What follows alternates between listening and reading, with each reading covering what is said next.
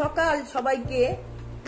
আজকে সকালটা আমার আসল মোবাইলের নেট ছিল না, একদমই রিচার্জ করা হয়নি। আজকে সকালে রিচার্জ করেছি একটু বেলায় দোকান খোলার পরে, যার জন্য আমি গুড মর্নিংটা সকালে জানাতে পারিনি।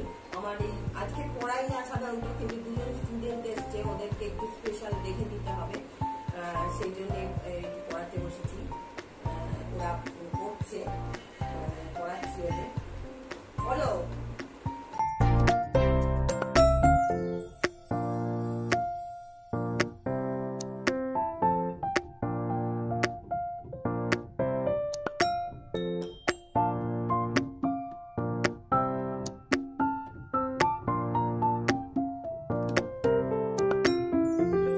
পড়িয়ে টড়িয়ে তারপরে আমি স্নান টান করে নিলাম, রান্না সেরে নিলাম, চান করে নিলাম, নিয়ে এখন একটু পুজো দিলাম ঠাকুরকে। পুজো দিয়ে এবার একটুখানি ওই ঠাকুরের একটু মন্ত্র পাঠ করি, সেই মন্ত্রটা পাঠ করব।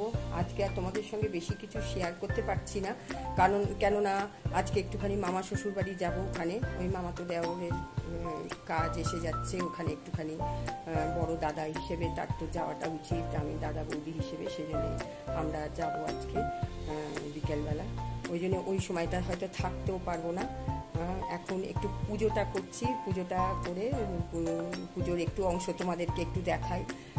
সারাক্ষণই তো তোমাদের সঙ্গে থাকার কথা, কিন্তু সবটাই শেয়ার করার কথা কিন্তু পাচ্ছি না করতে।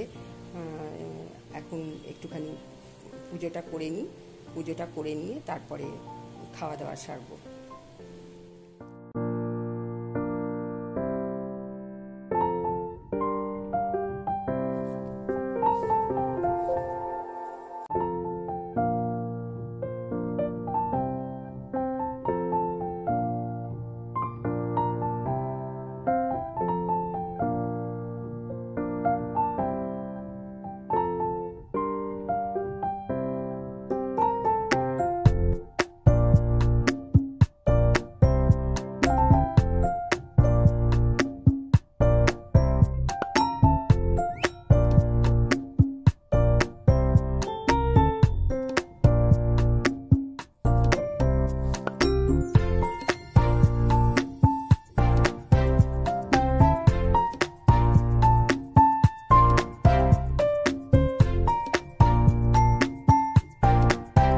এইমাত্র শ্যামনগর থেকে বাড়ি ফিরলাম, আমার মামা শ্বশুর বাড়ি থেকে।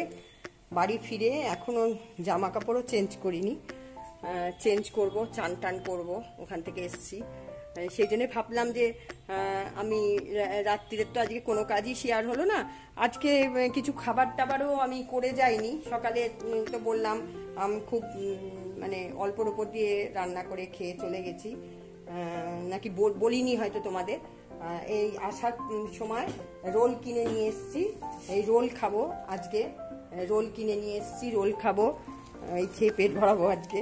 আর কিছু লাগবে না অবশ্য, গরমটা যা প্রচণ্ড পড়েছে আর বলো না। এবার আজকে আর বেশি কথা বললাম না। তোমরা সবাই ভালো থেকো, সুস্থ থেকো। কালকে আবার একটা নতুন সকাল নিয়ে আবার আসবো, তোমাদের সঙ্গে কথা বলবো। Good night, tata tata.